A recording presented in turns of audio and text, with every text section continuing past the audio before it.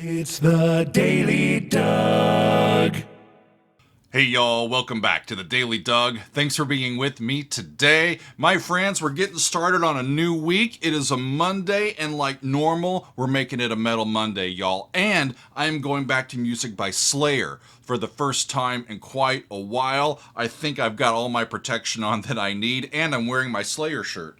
So you can see that I am representing here, y'all. So I have started my look into Slayer with some interesting selections. We started with Seasons in the Abyss and the cover version of Seasons Greetings in the Abyss. That was episode 448. I then went to South of Heaven, and again, a seasonal cover by Slayer called South of Lapland. That was in episode 502. And then most recently, we heard Raining Blood. That was episode 695, but that was back in November of last year. So it is time for more Slayer on the channel. And like I said, today we're looking at Angel of Death. It is the opening track from their third album called Rain in Blood. And Raining Blood was also on that album as the last track.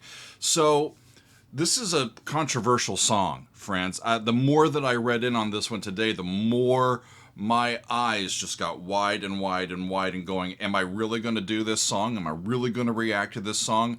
And yes, the answer is yes, but there's a lot of historical debris that is in this song. Guitarist Jeff Hanneman had been on tour with the band and picked up a couple of books for some light reading, and those books were about Joseph Mengele, the infamous Nazi physician who was one of the more awful people in world history, right? And this is the guy who conducted deadly experiments on humans at the Auschwitz concentration camp during World War II. The guy's nickname, like I said, the Angel of Death, was the guy's nickname. That is not what you want to be called, right? And he was one of the sick and twisted people that administered the gas in the gas chambers that killed so many innocent people. So when the band was creating material for this album, Mengele and this subject was still lingering in Jeff's mind. How could it not? You know, and that's how this song was born. He wrote about what he had read, and the lyrics are written both from Mengele's own point of view and from the point of view of an outside observer who is condemning Mengele's actions. And I don't know the process of how a person tries to get into the first person mind of a person like Joseph Mengele, but we're going to find out and see what Jeff and the guys came up with here. The song and the subject matter was so controversial that their distributor, Columbia Records, refused to release the album and distribute it. So after several months of delay in 1986, Geffen Records ended up being the company to distribute this album, but they stayed pretty quiet, as quiet as they could about their involvement. It's really interesting to me, y'all. And I've got some more that I want to say, I think, about the song, but I want to hear it first. So let's take a look and listen and see what is going on here. We've got Tom Araya on bass and vocals. Kerry King is on guitars, and Jeff Hanneman, our songwriter, is also on the guitar, and Dave Lombardo is our drummer back behind the kit. So let's see what we can come up with and what we can learn about this song, friends. It's Angel of Death, and it starts off this album, and that's the one that we're going to hear from Slayer. Off we go.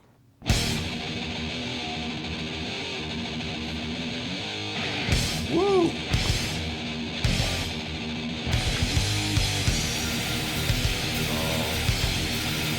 They're tuned down. That's an E flat.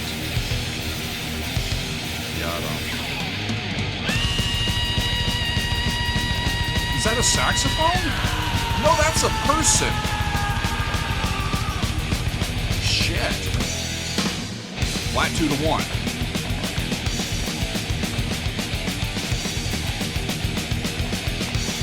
All those snare offbeats. The meaning of pain, the way that I want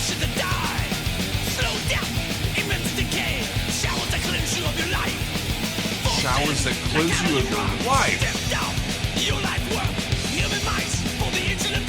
What? 400,000 more to die. Fuck off.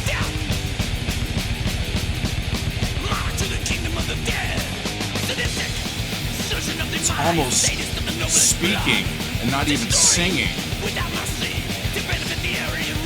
Benefit the Aryan race. Surgery with no anesthesia. Fuck, y'all.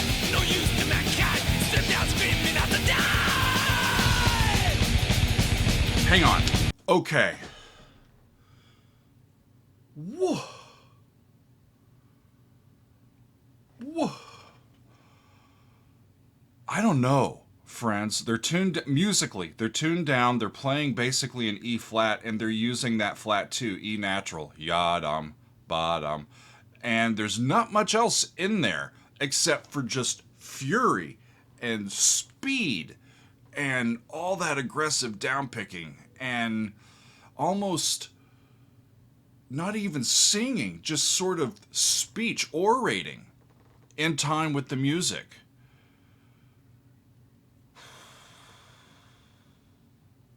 Yeah, I mean, first verse, Auschwitz, the meaning of pain. If you're going to start a song and want to get some people's attention, start with that line, and you'll get people to pay attention. They're like, what? What's he talking about? We're here. You know, we're here for it. So the chorus is just, angel of death, monarch to the kingdom of the dead. Verse 2, sadistic, surgeon of demise, sadist of the noblest blood, destroying without mercy to benefit the Aryan race. So they are saying sadistic, but the person that's doing this has this quality to their personality. I need to go back a little bit, y'all. Actually, we're not too far in. Can I handle hearing it again? I think I will. We're not too far in, y'all. Let's start over, and then I'll go from there. Here we go. Okay. Starts way over here, and they bring in that just for a second. And then that serves as an introduction.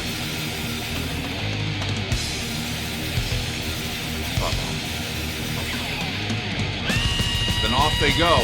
And I thought that was a saxophone, but it's some guys screaming, ah!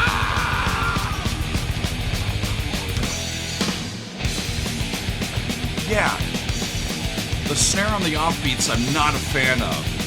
When you're that fast. The meaning of pain, the way that I want you to die. Slow down, immense decay, showers that cleanse you of your life. No. Like out of your world, step down. So they move up. Human minds, for the engine of doubt, 400,000 more to die. Back down. Angel of death, mark to the kingdom of the dead. Sadistic, surgeon of demise, sadist of the noblest. Back to the offbeats on that snare. Without mercy, to benefit the Aryan race. Surgery with no anesthesia, feel the knife pierce you intensely. Inferior, no use to mankind. Step down, screaming out to die. Oh. Back on the beat. Angel of down. Monarch to the kingdom of the dead. Infamous butcher. Infamous butcher. Now it's over here. It's a different riff.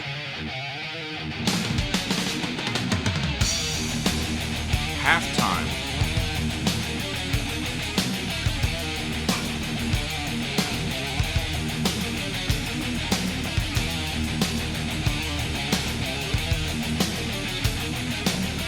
This is my favorite part so far. I like this. And they go back. They're still slower than they were.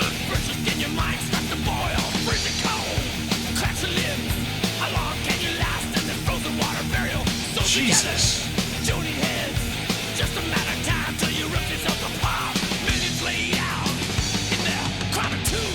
Then back down. They went up.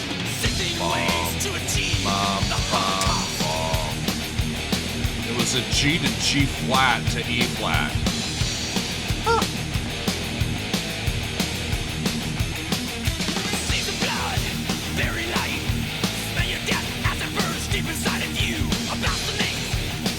Fascinate? I don't even know what that means.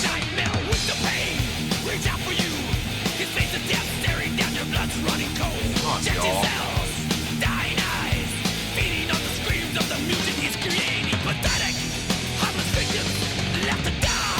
Back like they did before, so that's E flat. G flat to E flat. You get both thirds over that.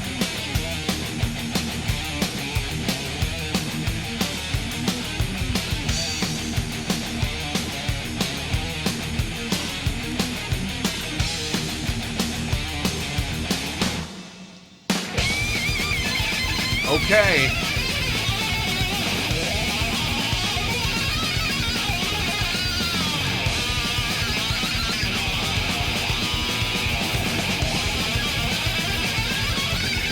See, is the snare on the beat or on the offbeat?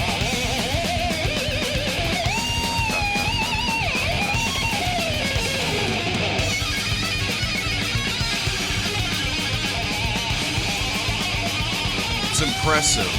Thrash solos. Woo!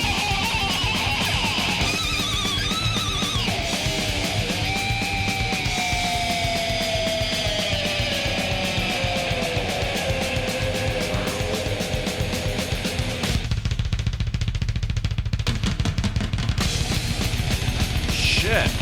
Y'all? That's who you're talking about.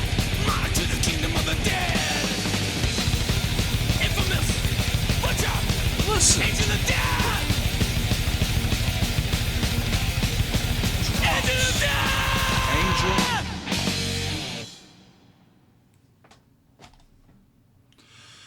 I don't know what I think about that, y'all. I don't know what I think about that. Let me talk about the stuff that I thought was impressive.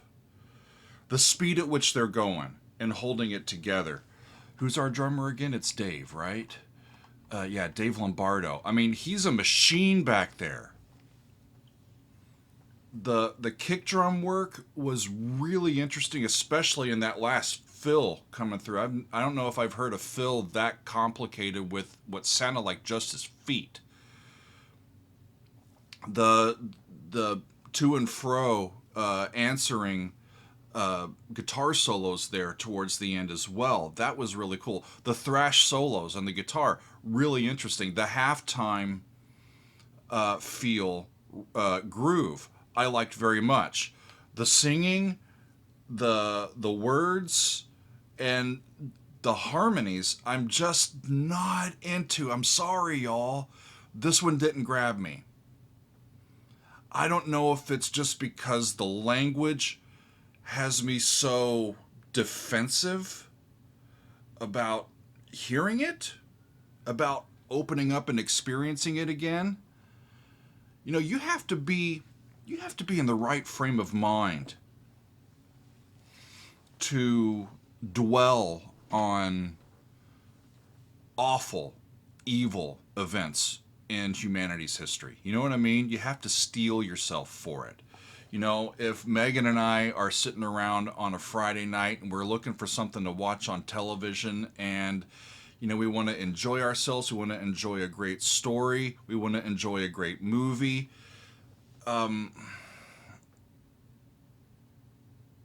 we could watch movies about World War II and the Holocaust and all of that, but I don't know if I'd pick it to be entertained unless I was really ready and in the right frame of mind to hear and dwell on all of those thoughts. I tried to be, but it just got me, y'all. Let's talk harmonies. They didn't do a whole lot. The whole song was kind of in E flat. They're tuned down. And the main move that they were doing was up to E. And I think it was another E minor power chord, just parallel minor chords separated by a half step. Normally, if you're going to go from like E flat minor to E, the E chord's going to be a major chord. because it's like flat 6 to 5 in a minor key. It's part of that Andalusian cadence or that Phrygian half cadence where you move back down by half step. But they were using the minor third of the E chord and the minor third of the E flat chord in those riffs. Wow. So this is part, remember y'all, this is part of the big new reign, for lack of a better word, of these up and coming metal bands in the mid and late 80s. Remember, 1986 and 87 were banner years for metal albums. We get Master of Puppets from Metallica, which I've heard recently, not too long ago. We've heard Peace Sells, But Who's Buying from Megadeth, although I haven't heard that whole album. Anthrax, Among the Living, was, I think, in 87. And then you get Rain and Blood from Slayer. And, this album is the one that helps Slayer establish themselves as one of the big four metal bands during this era. And, after hearing it, I can understand why there was trepidation by people about the subject matter of the song. It's pretty overt. The song itself drew ire and outrage. The band was accused of being Nazi sympathizers, but from what I've read, the band is insisting otherwise. Jeff Hanneman said, "I know why people misinterpret it. It's because they get this knee-jerk reaction to it." That's me. When they read the lyrics, there's nothing I put in the lyrics that says necessarily that he was a bad man. Because to me, well, isn't that obvious? I should not have to tell you that. Yeah. I mean, you do. I need to go back to the lyrics now. I mean, you do have in there how he's sadistic, but it might be Mengele embracing the sadistic nature of what he's doing. I don't know. Jeff also said that he hoped that the song would be received almost like an intense history lesson. He had read quite a bit about the Third Reich, and he was fascinated by the extreme nature of it all, including the way Hitler was able to hypnotize a nation and ended up being able to do whatever he wanted without any political pushback from his own party in his own country, or at least not enough, as well as a situation where this guy Mengele, I think was an actual trained doctor before becoming a butcher. How does one do that? How do you go to school to be a doctor and take the Hippocratic Oath? I don't know if the Hippocratic Oath was around back then, but to go into a field and study very hard to be in a field where you get to help people in their time of need, when they're at their most vulnerable. And here he is turning that on its head and becoming one of the more evil people in world history. I have trouble going this deep into stuff from World War II. It just, I lose my words. I lose my words for what I think about it and how I want to react to it, because it's so overwhelming.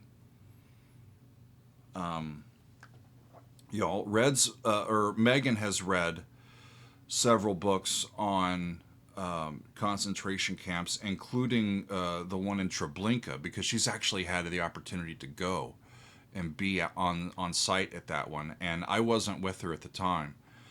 And she's told stories of what the feeling was like, what the air was like, what the energy was like around there decades later.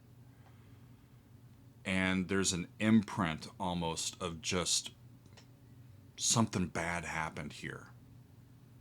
I guess if you're going to write a song about it, having one that's this thrashy and this angry, this angular, this jagged, I guess it makes sense. It makes sense, but it's not one that I'm going to put on, I think, tomorrow and just listen to get my blood pumping, or to drive down the road and enjoy myself, or just for much enjoyment at all. I don't think so, y'all. But sometimes this music and this art is put forward so that, you know, the person that's writing it and the people that are performing it can work through it in their own way, and allow us to work through it in our own way. It's so emotional and so overwhelming. It's a bit much for me, y'all. So I don't know. I don't know. It's not my favorite, but I appreciate having the opportunity to give it a shot and to see what all of the controversy was about. And now I do. So let me know what y'all think. Were you around when this song first came out? How did it make your parents feel? Did it like what was it like? Did you know all the stuff behind it? Did it matter? I'm curious. I really am curious. I was too young at that point in time to really know if I heard this, what was going on in it. Besides just, wow, that's a whole bunch of fast playing and a whole bunch of loud sounds, aggressive sounds. Let me know, friends. Whew. That was quite a wake-up call for us as we start this week. But it's the great thing about living now, and living in a time where we can, you know, go back and hear this music and discuss how it makes us feel, and what we think about it. So that's what I think about it, friends. Let me know what you think. I would be very interested to hear your comments here, and let me know what else from them that you would like me to get to next. I'm impressed by their musicianship. This one was just not quite my cup of tea. And we'll leave it at that. I thank y'all for being with me. Sometimes, you know, music is art. Sometimes I really jam out to stuff, and sometimes I don't, and that's okay. There's pieces for everybody out there, right? So this one wasn't quite for me, but I still really, I think, respect their musicianship and their approach to their craft. So I'm curious to see what else they've got that I can hear. But that's going to be all for today, my friends. Thanks so much for being with me, and we'll see you next time on another edition of The Daily Doug.